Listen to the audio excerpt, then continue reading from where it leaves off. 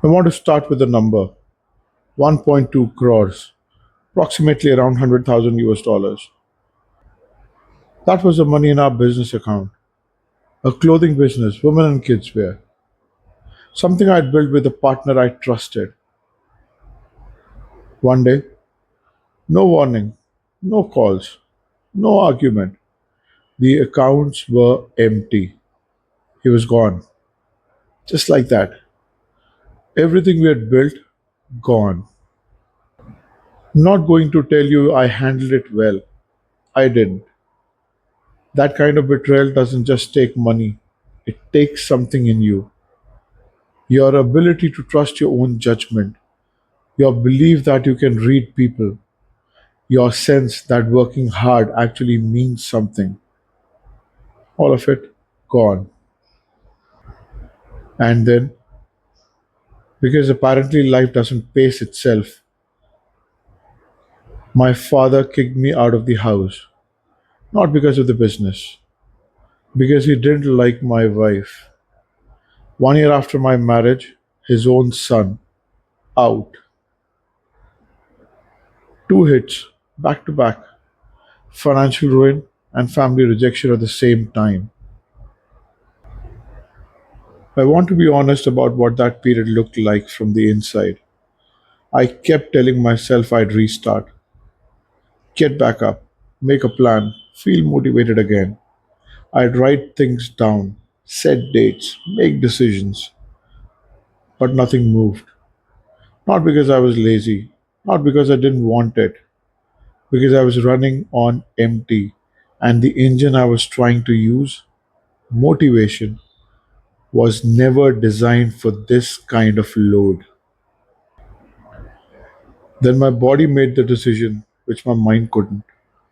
Doctors found a blood clot in my brain from stress, high blood pressure, high blood sugar. I was on the verge of paralysis. Lying in the hospital, I wasn't thinking about money, business, my father. I was thinking if I get through this, what am I actually going to run on? Because everything I was using before, the plans, the motivation, the fresh starts, none of it was enough.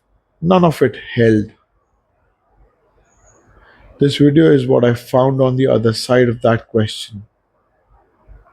So stay with me. Most men treat motivation like fuel, like a tank you need to keep full. Fill it up with the right video, with the right book, with the right reason why, and then you can go. That's not what motivation is. At the biological level, motivation is a dopamine response. Your brain releases dopamine when it anticipates a reward, when it says, this is worth the energy.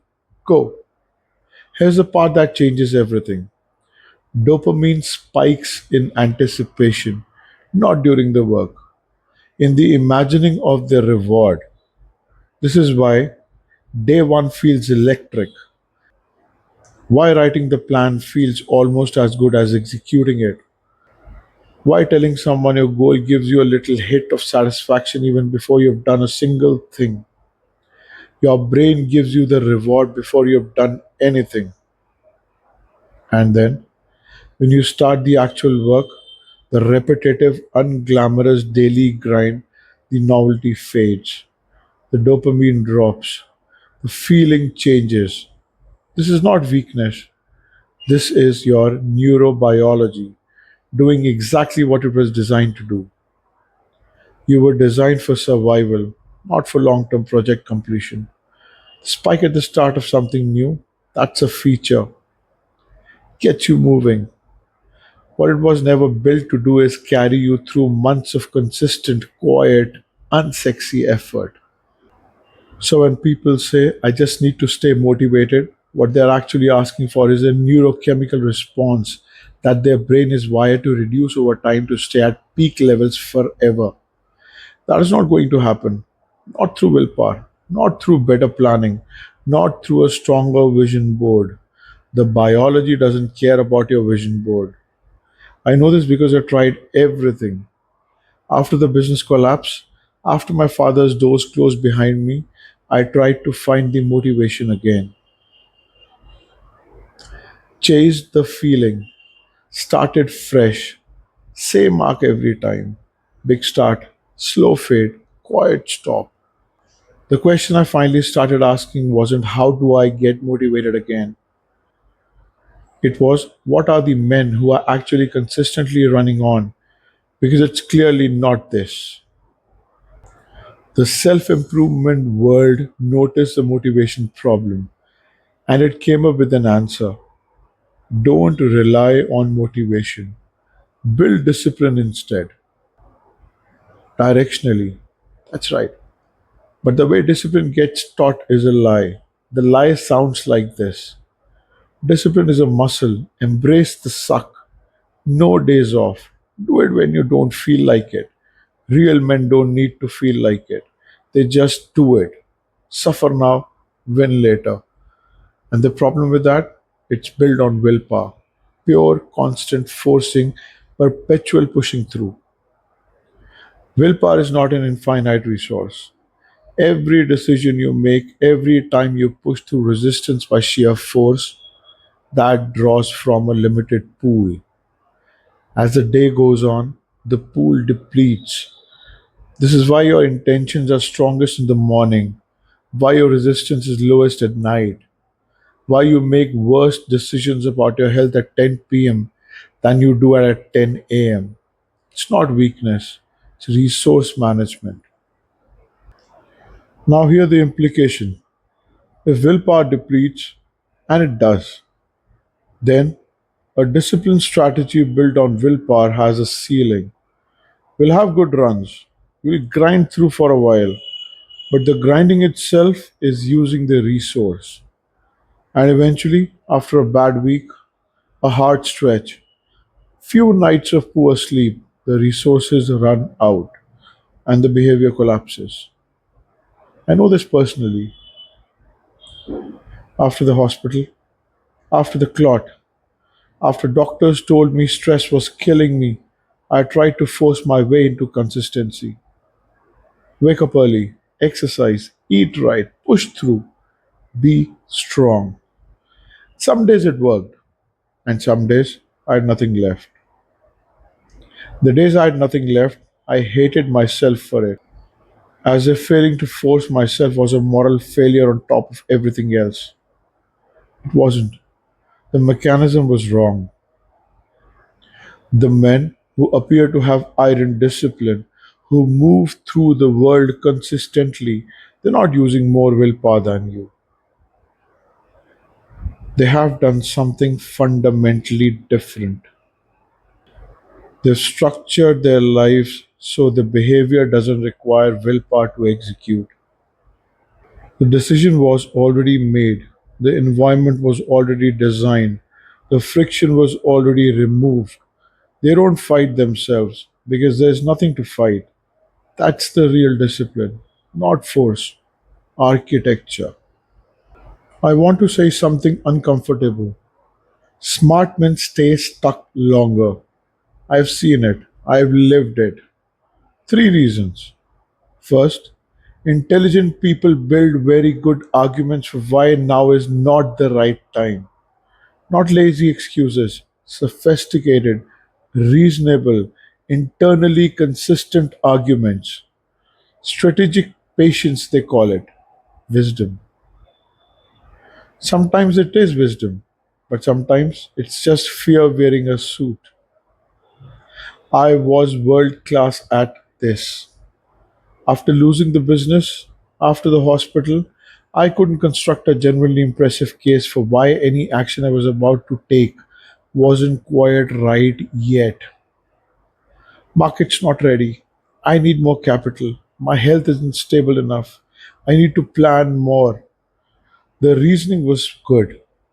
The stillness was not. Second, smart men over engineer before they start. You read about the best approach, then find a contradicting approach, then build a system that incorporates both, then find three more frameworks, then spend 6 months designing the perfect vehicle and never drive it once.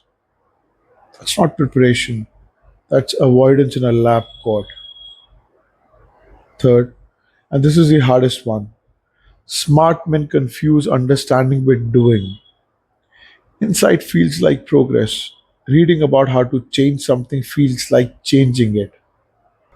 Watching a video about discipline feels in the moment like building discipline. But no insight has ever changed a life.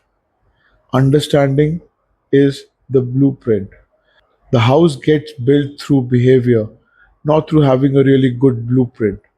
After everything I went through, the betrayal, the rejection, the hospital, I understood myself very well.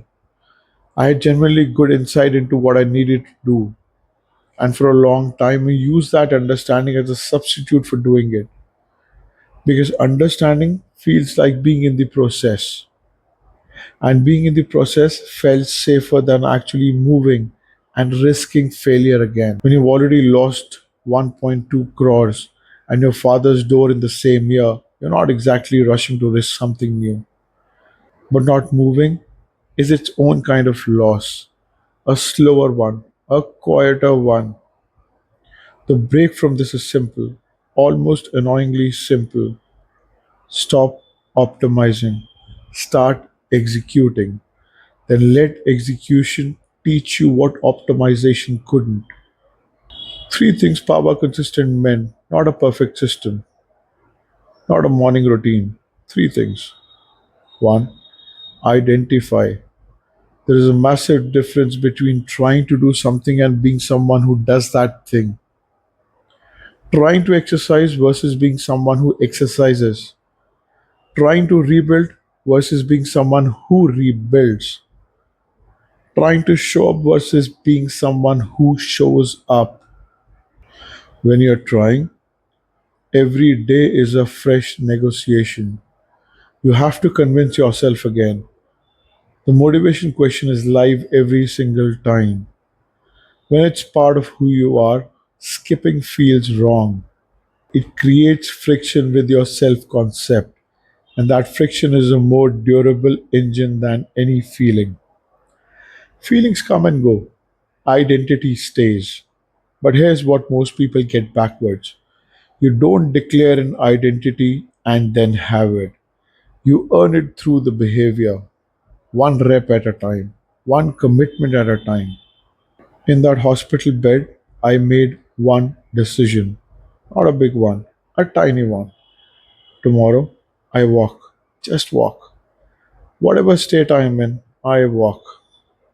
I kept that. And then I kept something else. And the evidence started stacking. Not proof that I was a disciplined person, just proof that I could be trusted by myself about something small. That's how identity shifts from the bottom up, not from declaration, from evidence. Number two, systems. A system is a structure that generates behavior regardless of how you feel. Not a structure that helps when you're motivated, a structure that makes the behavior happen when you are depleted, distracted, and the last thing you want to do is the particular thing. The key is this: reduce the number of life decisions. Every decision draws on the willpower resource. If you're deciding each morning whether to do the behavior, you already spent energy before you've started. A system pre makes the decision. The question isn't, shouldn't I do this? It's, this is what I do at this time. The decision is already made. You just execute. Number three, non negotiables. Locked in before the week starts. Specific time, specific format. Non negotiable means non negotiable. Not five, not 10. Three, because the most effective system is not the most comprehensive one. It's the simplest of all. And actually, it is easy to maintain. Three, environment. This is the most underestimated of the three. We like to think of our choices are driven by our values, our goals, our intentions. They're not. Not as much as we like to think about it. Your behavior is shaped enormously by the design of the space around you. What's visible? What requires effort? What's within reach? Fruit on the counter, people eat more fruit. Phone in the other room, focus improves. Gym bag visible, more likely to use it. None of those involve willpower. None requires a decision. They just change the architecture of the choice. After the hospital, I redesigned the simplest things: where my phone lived, what I saw first thing in the morning, what was the table versus in the cabinet. Small changes compounded. Over months, enormous difference. Design your environment from the person you're becoming, not the person you have been. I want to close with one thing. One thing that, if you take nothing else from this video, I want you to hold. The men who are genuinely consistent share one thing in how they relate to themselves. They treat commitments to themselves as seriously as commitments to other people. Think about the asymmetry most of us live with. A commitment to a client, real, binding. You stay up late, rearrange everything because someone else is counting on you. A commitment to yourself, tomorrow, when things settle, when I feel ready, and things never settle, and ready never comes. Somewhere along the way, most men learned that they are not a sufficient authority to honor, that their own word to themselves is in a lower category. That was me. After losing the business, being kicked out, lying in hospital bed, the deepest damage wasn't external. It was that I stopped trusting myself to do what I said I'd do it for myself, to myself. The shift isn't about motivation. It's about hustle or suffering or grinding harder. It's one decision. I'm someone worth keeping commitments to. Not when I feel like it, not when conditions are right, because I gave my word to myself. That sounds simple, but it's not that simple. Because most of us have spent years being the first one we let down. But it changes. One kept commitment at a time, one piece of evidence at a time, until the evidence becomes a belief, until the belief becomes the default, until you are actually mechanically a man who takes himself seriously. That man doesn't need motivation. He doesn't cycle through start and stop. He just moves in the direction he is set. That's what discipline actually is. The quality of your life is hidden in the promises you keep when nobody is watching. Right now, before you close this video, write down three areas of your life where consistent action would change everything. Write one non negotiable behavior for each. Then write this underneath: I keep my word to myself, not as motivation, as a standard. Drop a comment below. What's your own one non negotiable starting tomorrow? Write it. Make it public. Make it real. I read every single comment. If this is the work you're doing, subscribe. New video every week. No fluff. No performance. No highlight reel. Just the real work from someone still in the middle of it. See you next time.